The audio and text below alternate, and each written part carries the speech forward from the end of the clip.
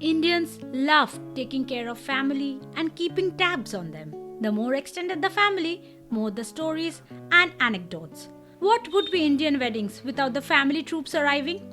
It's not all rosy, but you can't deny the power of family helping to keep you strong. This podcast is the second in the India series, and today I talk about the power of family and education. In the previous episode, I talked about 25 reasons I am thankful for India. You are listening to Dr. Amrita on the Doctor's Creative Diary podcast hosted on Anchor.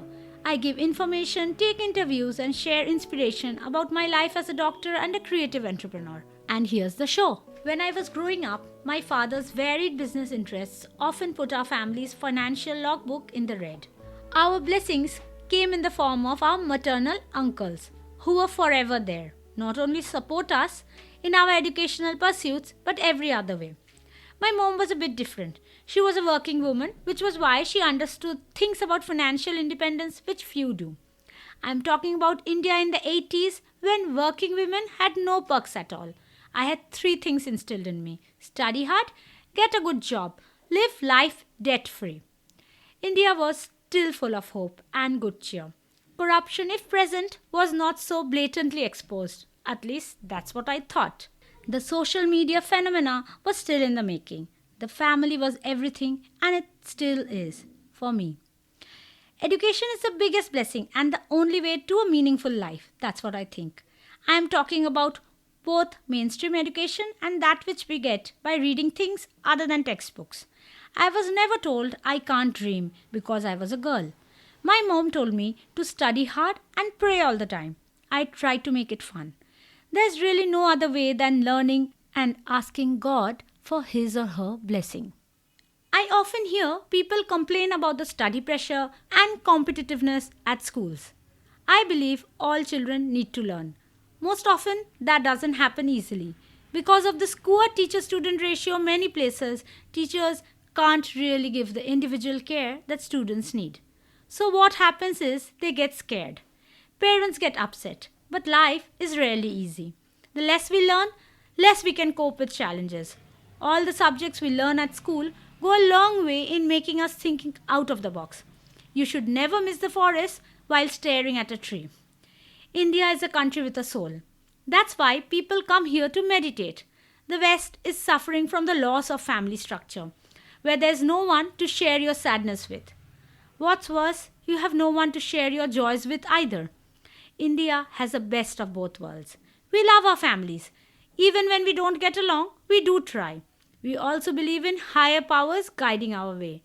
We believe in education because that's the only way our children have a chance.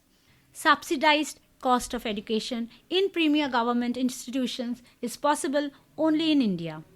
The best medical colleges, engineering colleges still are heavily subsidized. I studied at Asia's oldest premier medical college, Calcutta Medical College, for Rs 250 per year. That was the annual fees in 2005. My relatives helped with the books, but education luckily didn't cost my mom her peace of mind. Where else in the world could this have been possible? That's the reason I feel a sense of deep thankfulness for my motherland India, for making me self-sufficient, for being able to be financially independent, for giving me the ability to help people. If not for that, I would probably not understand the need for working in a government medical college, for helping train the next generation of doctors. Doctors who will compete with doctors trained in private medical college of questionable repute with degrees that have cost them a crore. If not for being an Indian, I would not have understood the need for the right to quality education. That educating one more member of your family can change the socio-economic profile forever. In this regard, quality education access is needed for everyone.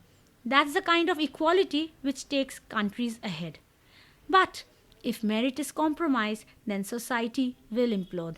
It's just not sustainable. Darwin's law of survival of the fittest works at multiple levels. The cost of post-secondary education in USA and Canada makes getting a college degree inaccessible for many students.